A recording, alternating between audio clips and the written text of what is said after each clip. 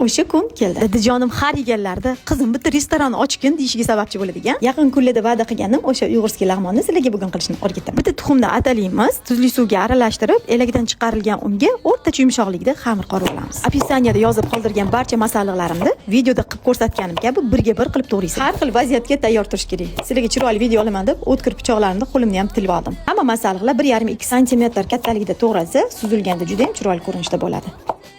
Qovurish jarayonlarini ham boshlaymiz.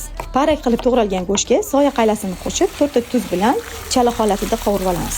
Ketidan qolgan masalliqlarni birma-bir solib, bir chimdimdan tuz sepib chiqamiz va har birini solganda bir-bir aralashtirib, baland olovda qovurib olamiz. Qovurish jarayonida bir osh qoshiq un va tabga ko'ra suv solib, past olovga dimlab qo'yamiz. Endi dam olgan xamirimizni bismillah deb cho'zishga o'tamiz.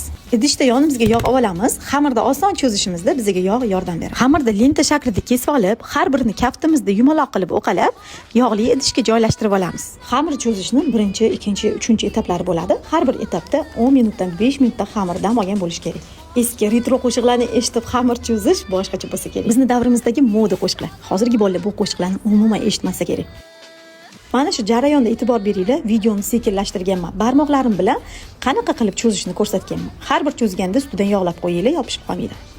4 ta barmog'imga lag'mon tayyor lag'monlarni kiydirib, stol ustiga 3-4 marta urib olasizlar. Uyda o'zingizlar lag'mon cho'zsangiz, shunaqa mayyin bo'ladi, yeganda og'zingizda erib ketadigan lag'mon bo'ladi. Ko'chada bunaqasi bo'lmaydi.